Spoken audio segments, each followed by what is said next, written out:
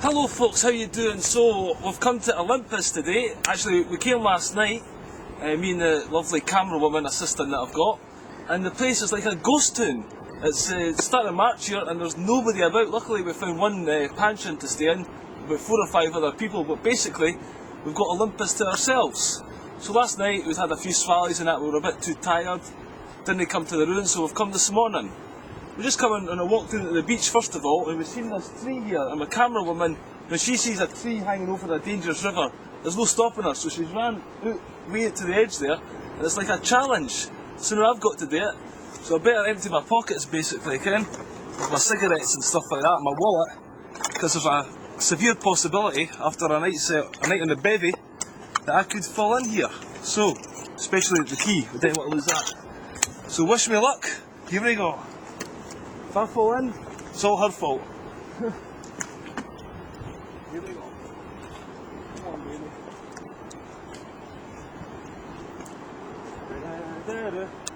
Stage 1 complete. Round of applause. Ah!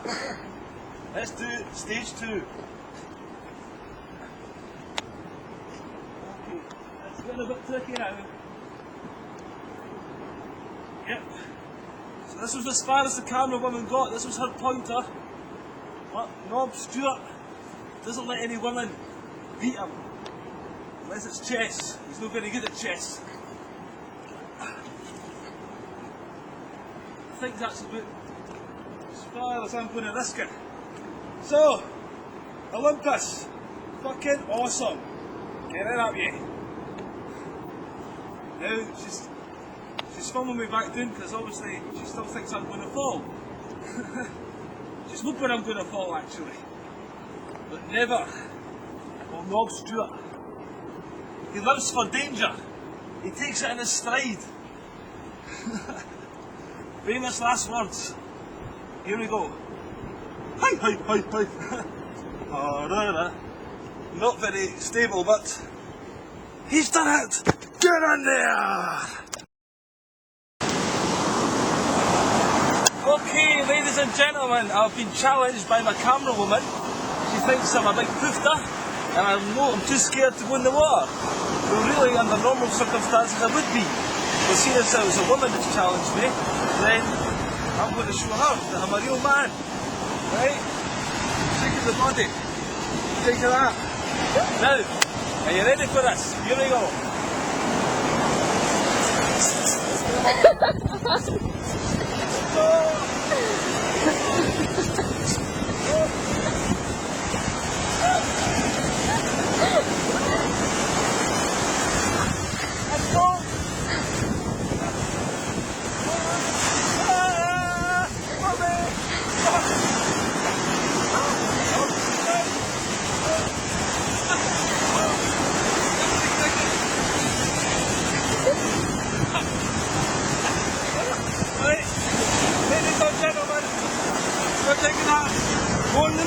Go in the dog, easy peasy, get it out yet. Okay, so here we are at one of the monumental tombs. I've took a picture of the description there, so I'm not going to go into this in any great detail, other than the fact that that's a tomb. So obviously somebody was a king or something of the ilk, one of the leaders, who'd been buried in there. And a lot of people say it's disrespectful to go inside one of these tombs, and I actually agree with that.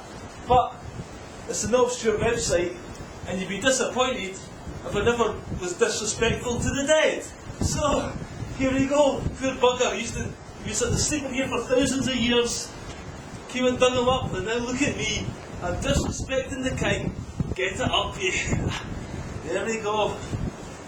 So, things you've got to do in Olympos. Come here in the summer season, you've got no chance of doing that. Come here in winter, you can have as much fun as you like disrespecting the dead. Yippee. Okay folks, we've just been to the beach. Actually, you can see the beach from here. Have a look around there. So the beach is there. If we walk along the path to the tomb, we're 2-minute walk along this path.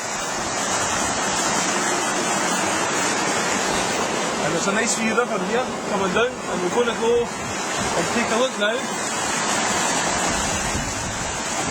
We're going to go and take a look in the southern necropolis. I don't know what necropolis means, but I think it means like general town area or something like that. So let's have a walk in here. You know, I like these old type of stones that you get just lying everywhere, you know, from ruins, crash.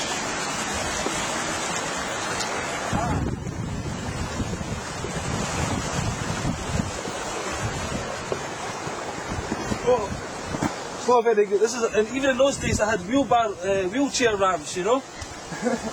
They're obviously ahead of us. Let's see if my camera woman can get up the wheelchair ramp. We're going to take a walk along this wee path now, and we'll talk to you after we see what's along there, alright? Cheers. Okay, here's an interesting part of the town. We've just walked along the wee pathway beside the river there. And this is the city walls, the necropolis walls maybe. So a wee archway. There might have been a guard that stood here in days gone by, you know. And it says, keep out, this is our house. You come in here, I'll jab you with a big spear. Oh, I don't care what they had in those days. I don't think guns were invented yet. Maybe just chucked a stone at them. Come along here. This is another sarcophagus. Oh my god. Oh, these are quite big sarcophaguses here. Aye. It's quite interesting. Some ornaments on the long front face of the board were made up of 3 girlands, whatever a girland is. But let me take a HUD of this camera. I'll give you a wee squadge inside of here. There we go. Quite a big sarcophagus. This is quite impressive, this one. I'm not even going to disrespect these folk because they obviously had loads of money, so they maybe got agents in this world still working for their evil ways. Because everyone with money is evil, is my theory. Well, basically I've not got any, so I'm quite prepared to turn evil if it means buying a Lamborghini next week. Aye. So, a monumental tomb, as it says. Obviously quite an important one. If you want to know more about it, read up on Inastal Mezar Monumental Tomb. Check it up on Google. You Google anything these days. Nice wee old bridge here. The river. So, let's see what's up here. Another sarcophagus. Fucking hell.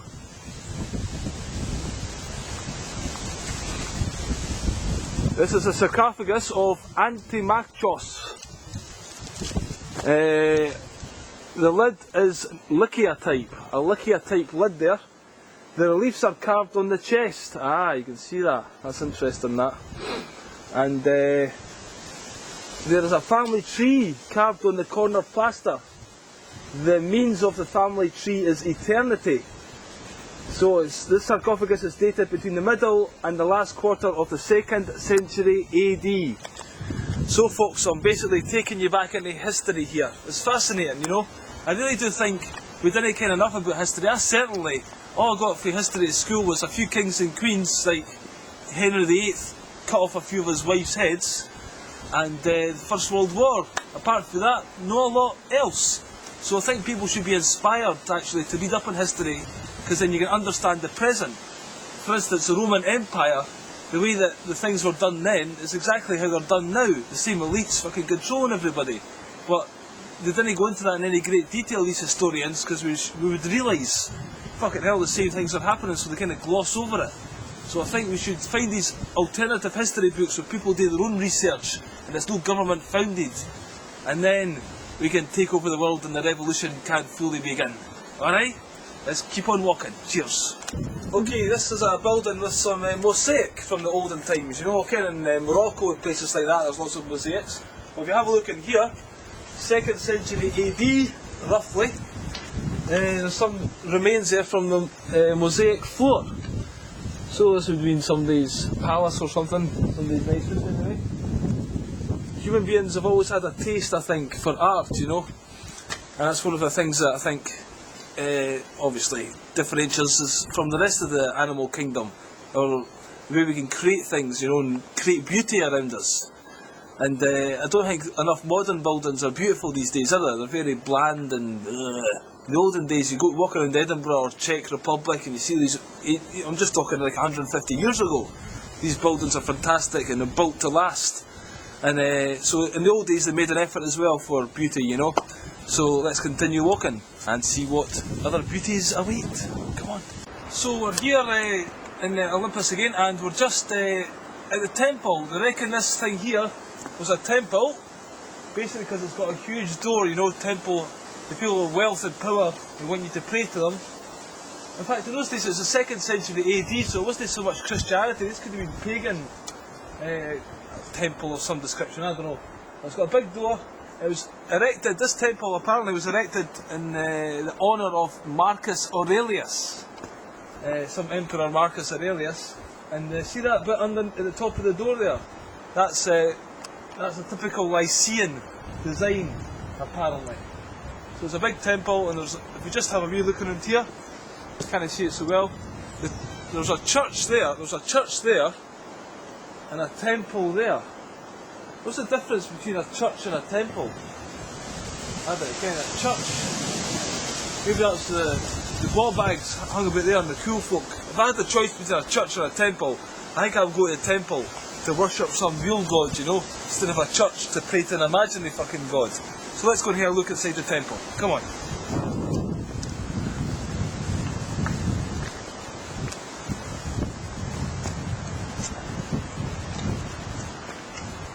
Right, still filming. I don't think there's much left in this temple apart from the door. That's just a few stones and whatnot. So the church is quite big, the temple is quite small, even though it's got a big door.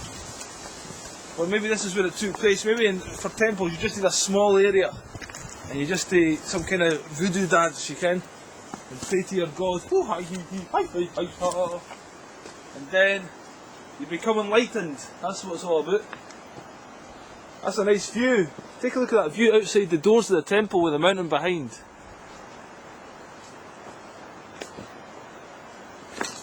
This is what it's all about, ladies and gentlemen.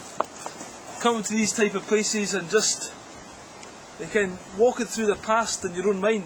It's a reminder. It's a reminder that life is continuous. We're going to be dead one day. Your fucking towns could be big piles of rubble, and space aliens will be coming and walking around them and saying these earthlings used to live here until they were stupid enough to blow up their own planet. So you've got to make the most of your life. Every day is precious, because we're all going to die. That's the main thing about Buddhism, isn't it? Remember death, because when you remember dying, then that brings life to life, and it makes you live it and not just sit in front of your Google box after you come home from a day being a slave for some corporation. If that's you, wake up to reality. Leave the corporation, find out what you're good at, get your passion, start making money for it, and tour these ancient sites and go and visit interesting places around the world. The world's a big fucking place, and you're spending all your life sitting in front of a box or a council flat somewhere.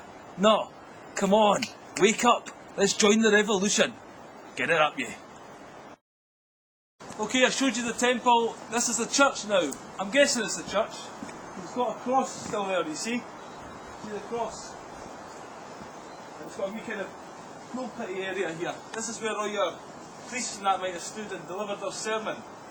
Although it's down a bit. Usually the priests like to be up higher and looking down on everyone. But the cross is a very ancient symbol. The cross, a lot of people think the cross comes from Jesus, don't they? Jesus on the cross. But the cross is actually an old ancient symbol for the sun. In the 4 seasons, the equinox, you know. And so basically when you see a cross, everything, if you look at around the world, there's so much sun symbolism everywhere. This comes from the same idea that the sun is actually the source of life. Not just for light and for heat, but for actual consciousness. The sun sends out consciousness that affects our DNA and basically controls our evolution. That's why they used to worship it so much in the past. Not just because of the light and the heat, it's actually because it controls the universe. The stars are the ones that control this universe. So here we have a church and the symbol of the cross. Let's get back to worshipping the sun. Cheers. Okay, I thought I'd give you a wee tour of our accommodation. Olympos has got lots of these wee pensions everywhere, and they're usually made of wood, some tree houses. This one here, welcome to Five Arms Tree House Pension. Now, they're made of wood, they're not up a tree. That's what I thought tree houses were. They were up a tree, but they're just made of wood, so I think that's why they call them tree houses, and made of trees. Let's have a wee tour inside the accommodation. It's quite cheap actually. 30 lira each, you get your breakfast, the bed, and an evening dinner. I had a buffet last night, it was very nice, so 30 lira each, what's £14, something like that? Good value. So it's got nice places here, you have a wee cup of tea to rest on. You have some things like gauze for the beds, one of a nice Turkish meal to have with the tea. Over there, that was the restaurant areas in there. Again, it's got a few seating areas like that in it. One thing I love in the summertime, especially when there's good music on, you've got a beer in your hands, is a hammock. And this place has got two, no, just the one hammock. I thought there was two, I was quite drunk last night. Two hammocks, one hammock. And it's got a wee bar over here. Imagine this place in the summertime, lots of people walking by, hear nice music, stop for a beer. Only thing is the speaker's a bit fucked. It sounds like, you remember that comedian called Norman Collier? He used to talk in the microphone and pretend that the microphone was broken. Like, well, that's what that speaker sounds like. It's David Bowie doing his Norman Collier impersonation. Place here you can book up some things to do, some excursions. Let's have a look at the excursions. Here's the different things you can do in this area. So, you stand here, the first one is Bayram's tree houses, and that's the beach there at Olympos, the one you might have just seen us swimming at. Daily boat tours, boats, goolies. They've got all from Bodrum right along to Alanya. There's these goolie boats that travel, and they're really fantastic, all inclusive for 7 days, and they stop off at different places like Marmaris, Fethiye. Then paragliding, I've done this actually at Uli Dennis, it's a fantastic beach there. 6,000 feet high the mountain, and you run off this mountain, 45 minutes it takes to get to the bottom. There's a place near here, I think its name's Chirley, something like that, and you can see it's got natural gas coming out of the mountains. Fire, people go there and cook their food, cook their eggs and breakfast on it. And there's some legends to do with dragons and that there that you can check up on the internet, but it's fire-breathing mountain. Cappadocia is a famous place. It's got these, it was one of the first settlers for Christians coming out of Rome, settled in Cappadocia. So there's lots of Christian churches there. And there's also hot air balloons where you can ride over and see all these fantastic natural rock formations. And rafting, whitewater rafting is obviously great fun. A bit of canoeing. And generally visiting the area. So that's some of the things you can do in this area. And the accommodation itself is quite basic. You just walk in, you've got a bed and a toilet with a shower in the same toilet kind of thing. And that's about it. You've got air conditioning, which we thought we'd figured out how to work last night. Went to bed at 32 degrees, hot air. Woke up, it was fucking 17 degrees of cold air blasting out of us. So something dodgy about that. So we had a bit of a sniffle this morning. So we thought we'd go for a dip in the sea, and that seems to have cured us. So that's been the tour of Bayram's. Come here, check it out. Check the rest of them out, they're all much the same. It's a good place to come. Cheers. Okay folks, that's been our tour of the ancient city of Olympos. There is actually a couple of more things to see. You have to go over there and then down that side and you come to the amphitheatre and the Roman baths. I done it the first time I was here, but my camerawoman is too lazy to walk around here. She wants to get back and get a hot shower, but I've not told her there's no any hot water in the apartment, so she's in for a fright. But basically her toes are freezing as well, so, and to be honest with you, I can't be arsed myself, so, it's stones. The stones are a big circle. You can't what these amphitheatres look like. So imagine I'm there, there's the amphitheatre, art and all that, blah blah blah, you've seen it. This is a nice review though. Windows, mountains background. It's got the beach. In the summertime, Olympos is full, it's quite busy here. There's 2 nightclubs and there's lots of pensions that play reggae music.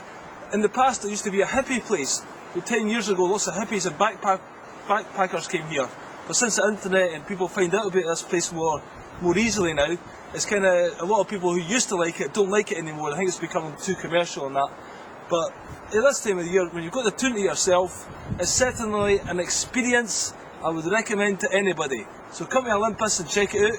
Thanks for listening. If you enjoyed the videos, leave a comment, do what you got today, and I'll see you in the next one. Cheers. Bye bye.